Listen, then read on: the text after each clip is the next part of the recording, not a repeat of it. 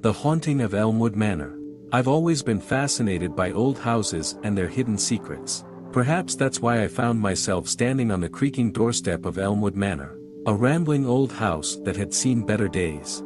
The estate agent had assured me it was a fixer-upper, but even he couldn't hide the fact that something about the place gave him the creeps. The day I moved in was overcast and gloomy. My belongings were scattered around me in boxes, but I couldn't bring myself to unpack. Instead, I wandered through the rooms, getting a feel for my new home. The first floor was relatively normal, with a living room, kitchen, and a few bedrooms. But as I climbed the stairs to the second floor, I could feel a chill in the air that had nothing to do with the weather. The rooms here were smaller, the walls covered in peeling wallpaper, and the air heavy with the scent of dust and neglect. I chose a bedroom on the first floor and began to unpack my things. But as I was hanging up clothes, I caught a glimpse of something out of the corner of my eye. Turning, I saw a figure standing in the doorway. It was a woman, dressed in a long white gown, her hair hanging loosely around her shoulders. She smiled at me, a sad and wistful smile, then vanished into the shadows. I told myself it was just a trick of the light, a figment of my imagination. But as the days wore on, I began to notice other strange things. The doorknobs would turn by themselves, and I would often find objects moved from where I had left them. The sounds of footsteps and whispers would echo through the empty rooms, and I would catch glimpses of the woman in white, always just out of reach. I began to research the history of the house, hoping to find some explanation for the strange occurrences. I discovered that Elmwood Manor had a tragic past. It had once been the home of a wealthy family, but their daughter had died under mysterious circumstances. Some said it was a broken heart, others whispered about a dark secret that had been hidden away. As I delved deeper into the house's history, the hauntings became more frequent and intense. One night, I was awakened by the sound of someone sobbing in the room above me.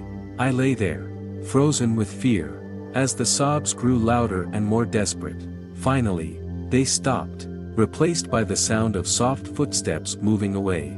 I decided to confront the ghost, to try and understand what she wanted from me. Armed with a flashlight and a shaky nerve, I climbed the stairs to the second floor. The air was thick with the scent of old wood and dust, and the only sound was the creaking of the floorboards under my feet.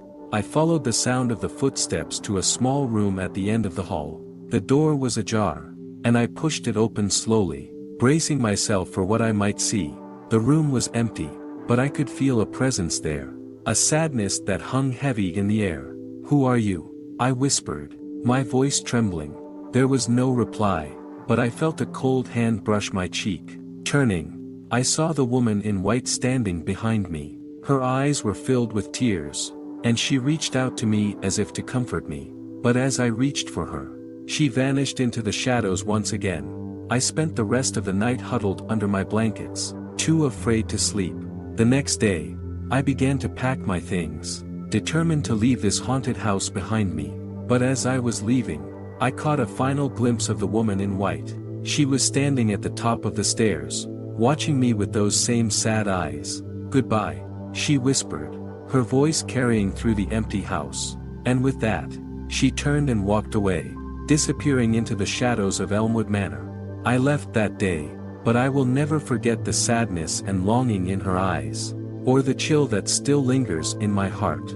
In the weeks that followed, I learned more about the history of Elmwood Manor and the tragic fate of its former occupant. Her name was Emily, and she had been the daughter of the house.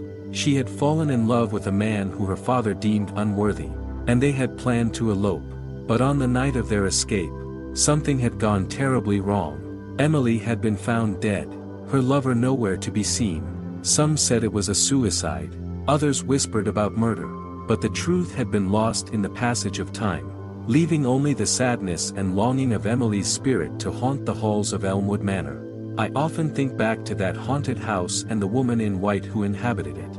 I like to believe that she found peace in the end, that her spirit was finally able to rest. But even now, when the wind whispers through the trees and the shadows dance across the wall, I can't help but wonder if Emily is still there, watching over the place she once called home.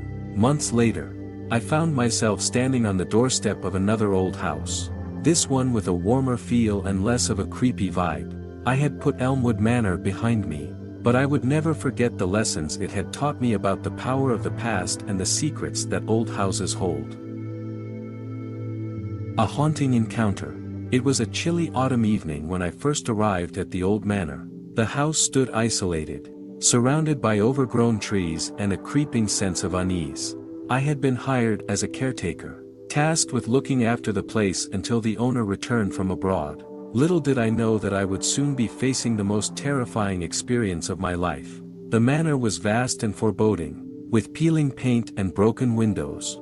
As I walked through the creaking doors, I felt a sudden chill despite the thick sweater I was wearing. The air was heavy with the scent of dampness and decay, and the only sound was the echoing of my own footsteps. I settled into my room, a small and sparsely furnished space on the ground floor. The bed was uncomfortable, and the walls seemed to close in on me as I lay there, trying to sleep.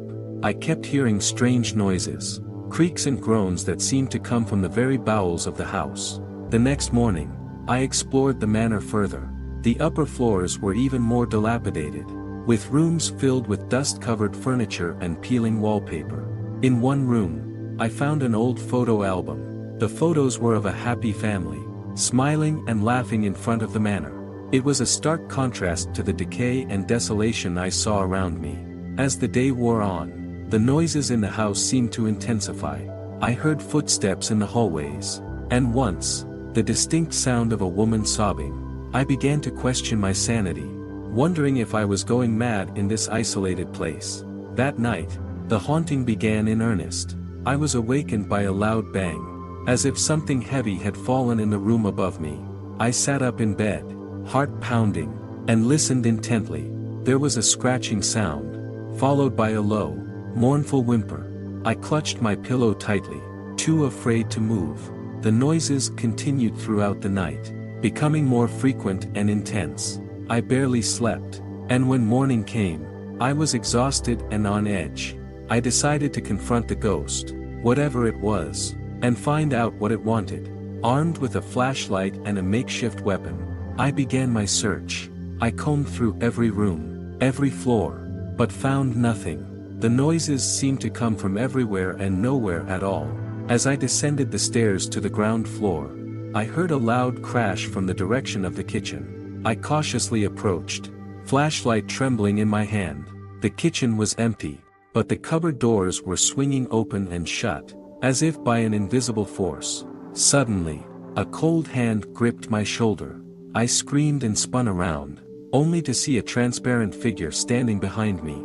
It was a woman, dressed in old-fashioned clothing, her face gaunt and her eyes filled with sorrow. "Who are you?" I stammered, my voice breaking. The ghostly woman did not reply. Instead, she pointed to a closed door across the kitchen. I followed her silently, my heart pounding in my chest. Behind the door was a hidden room, a small space that had been sealed off for years. Inside, I found an old trunk, its lid propped open. Inside the trunk were letters and photographs, along with a diary. As I began to read, the truth about the woman and her fate slowly unfolded. She had been the mistress of the manor, a beautiful and beloved woman. However, her husband had been a cruel and jealous man, who had accused her of infidelity and locked her away in this hidden room. She had died there, alone and forgotten, her spirit trapped within the walls of the manor. I sat on the floor, overwhelmed with sadness and horror. The woman's ghost had been trying to tell me her story, to seek justice and peace. That night, I burned the diary and the letters, releasing her spirit from its earthly bonds. The noises in the house ceased, and I slept peacefully for the first time since my arrival. In the morning, I packed my things and left the manor. As I drove away, I looked back at the old house, now silent and peaceful. I knew that the woman's spirit had finally found the rest she deserved.